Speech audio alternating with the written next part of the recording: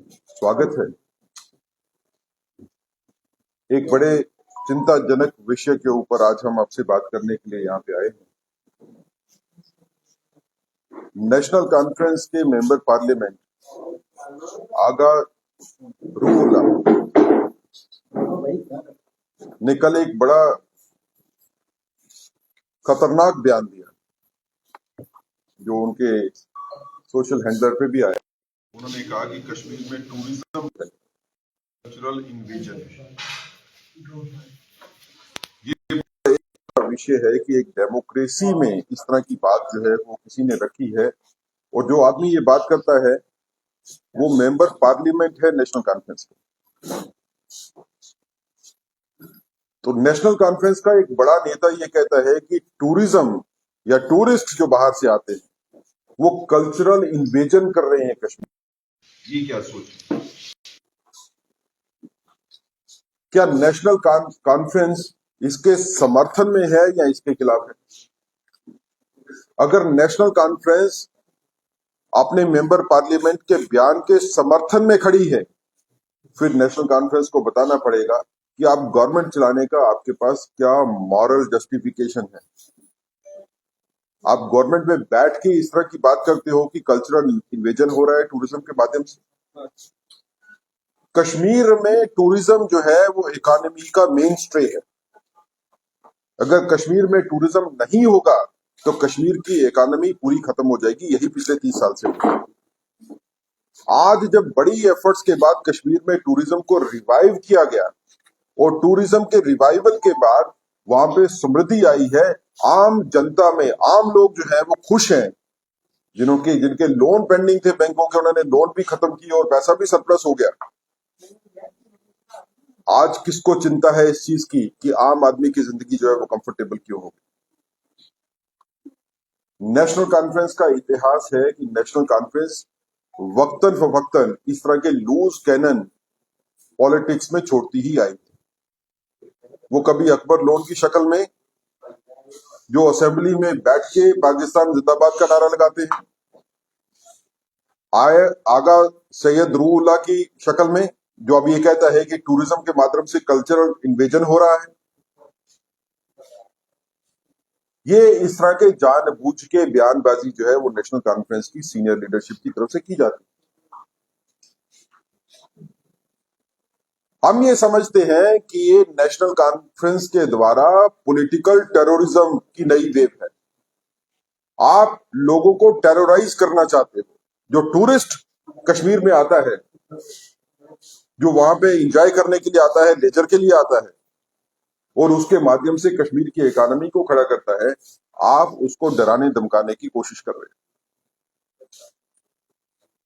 यही एक एफर्ट है जिसका आप वो भी शक्ल देखते हो कि टूरिस्ट के ऊपर जो है वो मिलिटेंट अटैक करते हैं। ये भी टूरिज्म के ऊपर अटैक है। ये पॉलिटिकल अटैक है टूरिज्म के ऊपर। और हम आपके माध्यम से उमर अब्दुल्ला साहब को कहना चाहते हैं और डॉक्टर फारूक अब्दुल्ला साहब को कहना चाहते हैं जो नेशनल कॉन्फ्रेंस को चलाते हैं कि अगर आप आगा सैयदुल्लाह के बयान से अगर आप इत्तेफाक करते हो तो दिखना चाहिए, फिर आप कार्रवाई करो, उसको निकालो अपनी पार्टी से। जो दहशतगर्दी को बढ़ावा दे रहा है, जो अराजकता को फैलाने वाले बयान देता है, और फिर उसको आप पार्टी में भी रखते हो और आपकी पार्टी का मेंबर पार्लियामेंट भी बन के बैठा हुआ है। ये नेशनल कॉन्फ्रेंस जो है ये ड्रामा कर रही है। कभी वो आगा सैयद रूहुल्लाह जो है वो नेशनल कॉन्फ्रेंस के चीफ मिनिस्टर के खिलाफ बयान दे देते हैं और आज समाज विरोधी बयान देते हैं, लेकिन उनके खिलाफ कोई कार्रवाई नहीं होती। भारतीय जनता पार्टी में तो ऐसा नहीं होता। अगर हमारे किसी बड़े से बड़े नेता ने भी इस तरह की कोशिश की होती, इस तरह की पार्टी उनके खिलाफ इमीडिएटली कार्रवाई करती। तो नेशनल कॉन्फ्रेंस कार्रवाई इसीलिए नहीं करती है इस तरह की लीडरशिप के ऊपर और इस तरह की बयान देने वालों के ऊपर, क्योंकि इनको नेशनल कॉन्फ्रेंस का संरक्षण है। ये it is a matter of strategy. ये नेशनल कॉन्फ्रेंस की नई स्ट्रेटेजी है कि इसके माध्यम से समाज में डर फैलाया जाए। नेशनल कॉन्फ्रेंस ने पॉलिटिक्स की 1947 के बाद के हालात देखो तो नेशनल कॉन्फ्रेंस हमेशा डर की पॉलिटिक्स के साथ ही आगे बढ़ी रही। जहां पे डर कम हुआ वहां national conference. Bharatiya Janata party ये कहना चाहती है कि ये जो स्ट्रेटेजी नेशनल कांग्रेस ने अपनाई है और जो नया बयान जो है ये देने की कोशिश जो हुई है, भारतीय जनता पर अडिग है कि इस तरह के बयान देने वालों के खिलाफ कड़ी से कड़ी कार्रवाई होनी चाहिए। ये समाज में डर फैलाने वालों के व्यवस्था बनी रहेगी। लेकिन उसके साथ भारतीय जनता पार्टी ये भी कहती है कि नेशनल कॉन्फ्रेंस को दिखना चाहिए कि इस तरह की बयानबाजी करने वालों के खिलाफ नेशनल लेती है, तो ये माना जाएगा कि नेशनल कॉन्फ्रेंस ने ही कहा और उसके कहने पे इस तरह का बयान हुआ।